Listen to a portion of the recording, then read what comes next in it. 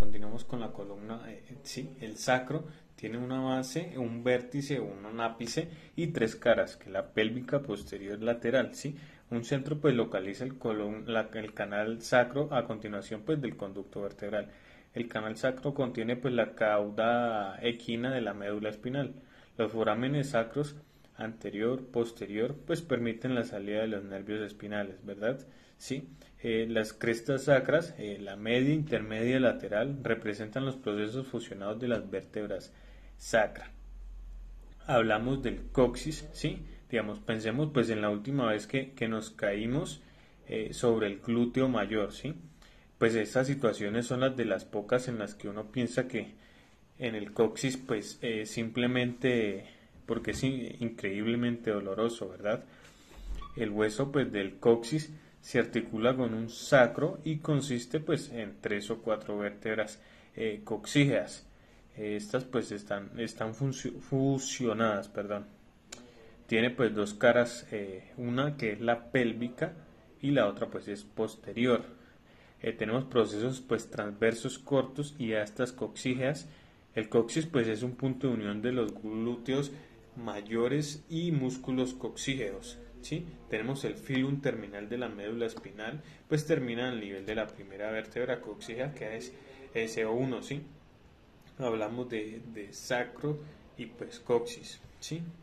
A continuación pues algunas articulaciones y ligamentos. Tenemos pues articulación en los cuerpos vertebrales después de aprender sobre las vértebras de manera individual. Pues es momento de pues explorar como la columna vertebral que pues se mantiene unida con una sola estructura, ¿sí? Tenemos pues es el anillo fibroso del cual pues el disco invertebral. Tenemos los cuerpos vertebrales pues adyacentes que están unidos por una sínfisis denominadas articulaciones intervertebrales. Las únicas excesiones pues se presentan a nivel de la C1 y C2 y pues más adelante a partir de la C2 en donde pues no existen sínfisis. Los discos intervertebrales pues están compuestos por un anillo fibroso externo, ¿sí? Que rodea pues un núcleo pulposo, ¿sí? Su función es absorber pues impactos y prevenir la fricción y permitir pues un cierto grado de flexibilidad entre las vértebras, ¿verdad? Las que podemos doblar. Tenemos pues columna lumbar que es más susceptible pues a desarrollar hernias discales debido a su localización y a su rol significativo pues en la carga del peso, ¿sí? Los cuerpos de las vértebras cervicales pues también se interconectan mediante las articulaciones uncovertebrales, ¿sí? Tenemos pues también que los cuerpos vertebrales y los discos intervertebrales pues están reforzados por dos ligamentos longitudinales fibrosos. Tenemos un ligamento longitudinal pues anterior pues se extiende a lo largo del aspecto exterior anterolateral de los cuerpos vertebrales, ¿sí? Desde la base del cráneo hasta el sacro, que es el último. Su función pues es limitar la extensión y prevenir la hiperflexión de la columna. Tenemos pues el ligamento longitudinal posterior, pues este recorre el interior del conducto vertebral pues junto a la cara posterior de los huesos vertebrales, ¿sí? Este empieza pues desde el C2 pues, hasta el sacro, pues, a la parte de abajo. Su función pues principal es la de prevenir hernias posteriores en los discos invertebrales. Esta también pues está articulaciones de los arcos vertebrales. Decimos de arcos vertebrales pues son adyacentes que están conectados mediante articulaciones sinoviales, ¿sí? Llamadas articulaciones facetarias, zigopafisiarias, ¿sí? Estas se forman pues entre facetas articulares, la superior e inferior. Pues hablamos de estas articulaciones pues facilitan la flexión y la extensión de la columna vertebral y pues torácica. También nos permite movimientos rotacionarios en la columna torácica, ¿sí? Los arcos vertebrales pues están reforzados por pues varios ligamentos, ¿sí?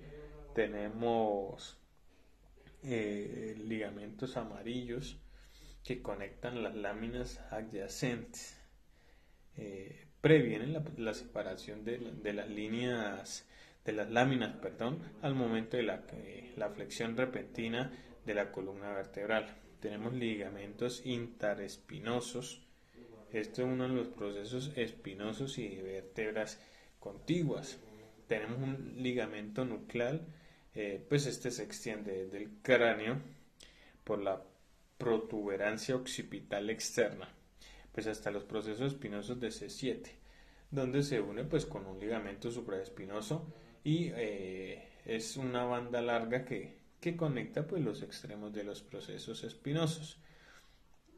Tenemos también articulaciones craniovertebrales. Existen dos articulaciones craniovertebrales, ¿sí?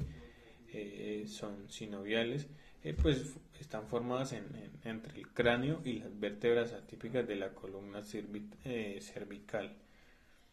Tenemos atlanto occipital y atlanto axial. Las articulaciones atlanto-occipitales están formadas por las masas laterales del atlas, que este comprende pues C1 y los condiles occipitales del cráneo. Permite la flexión, extensión e inclinación lateral de la cabeza, ¿sí? Pues gracias a ello es posible asentir con la cabeza y pues de estas articulaciones atlantoaxiales, de la otra que hablábamos, son dos laterales y una mediana. Estas se encuentran entre las vértebras C1, C2. Estas facilitan el movimiento del pivote de la cabeza durante un gesto de desaprobación, ¿sí? Muchas membranas y ligamentos también conectan el atlas, el axis y el cráneo. La membrana atlanto-occipital, ¿sí? La anterior y la posterior, pasa pues a través de los bordes foramen magno y del atlas, limitando los movimientos de articulaciones atlanto-occipitales. Los ligamentos aleares y la membrana tectórica que conectan el axis, el hueso al hueso occipital y al piso de la cavidad craneal, respectivamente, ¿sí? Previenen la rotación excesiva de las articulaciones atlantoaxiales. Pues tenemos el cráneo, atlas y el axis, pues estas están interconectadas por un ligamento cruciforme del atlas, ¿verdad?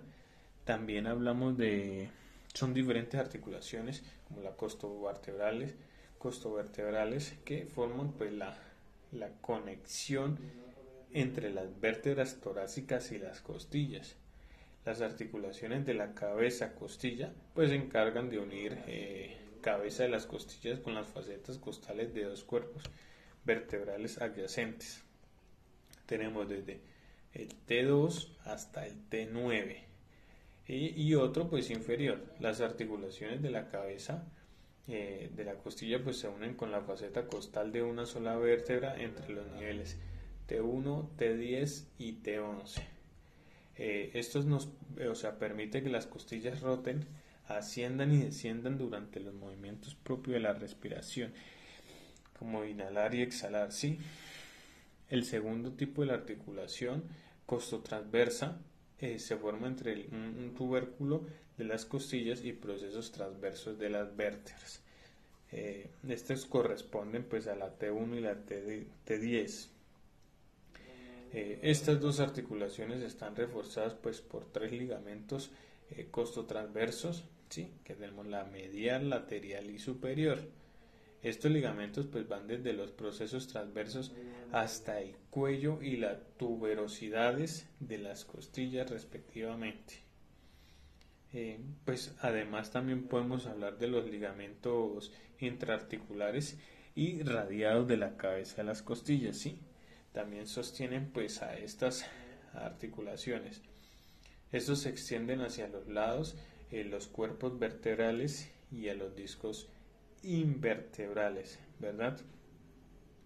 Otra articulación es la sacroiliacas, ¿sí?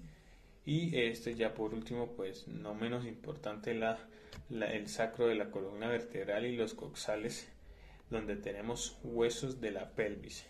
Estos participan en la forma pues de las articulaciones sacroiliacas que estas se forman pues en las caras auriculares y tuberosidades correspondientes de estos dos huesos.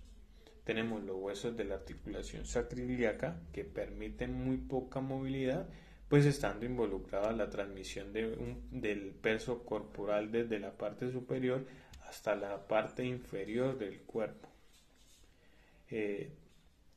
Nos provoca, digamos, nos consta la estabilidad de las articulaciones sacroiliacas que se mantienen pues gracias a los ligamentos sacroiliacos anterior, interóseo y posterior, los sacrotuberosos y sacroespinosos.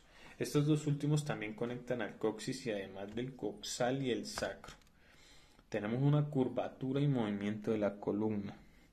Aunque pareciera a los contorsionistas la falta de columna vertebral y pues el resto de las personas definitivamente percibimos las capacidades de limitaciones de nuestra columna, ¿cierto?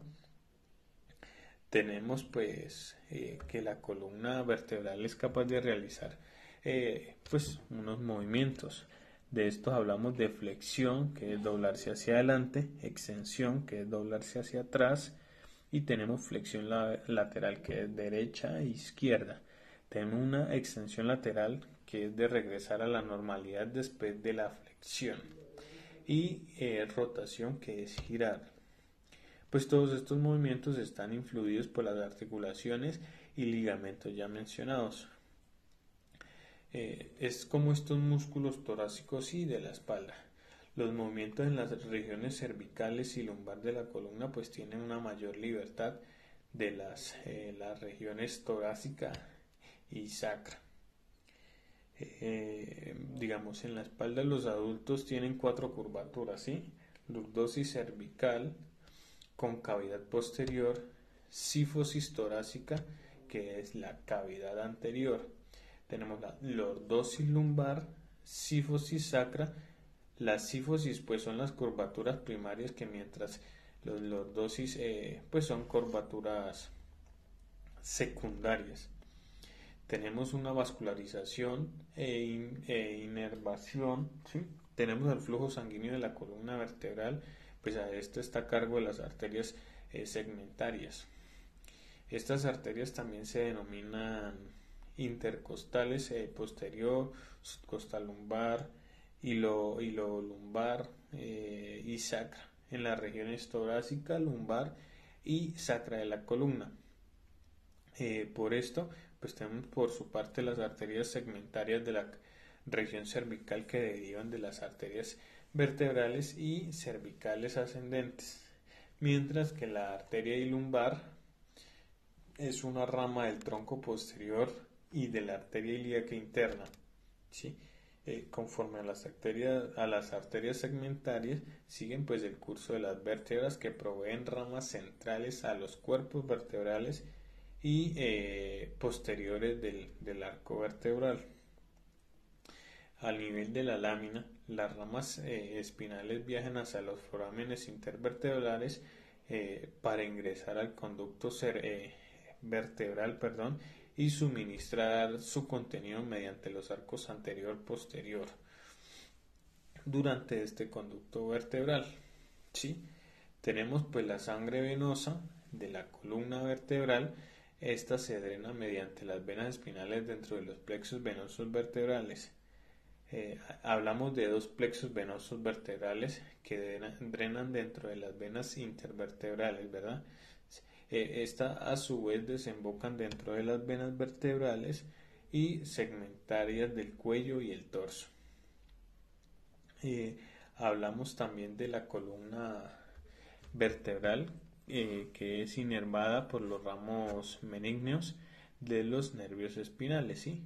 Estos pues se dividen en ramos ascendentes y descendentes que inervan a las vértebras, donde están los discos intervertebrales y los ligamentos. Tenemos pues una continuidad de aprendizaje en la siguiente unidad sobre el estudio de vascularización e inervación del dorso. Muchísimas gracias.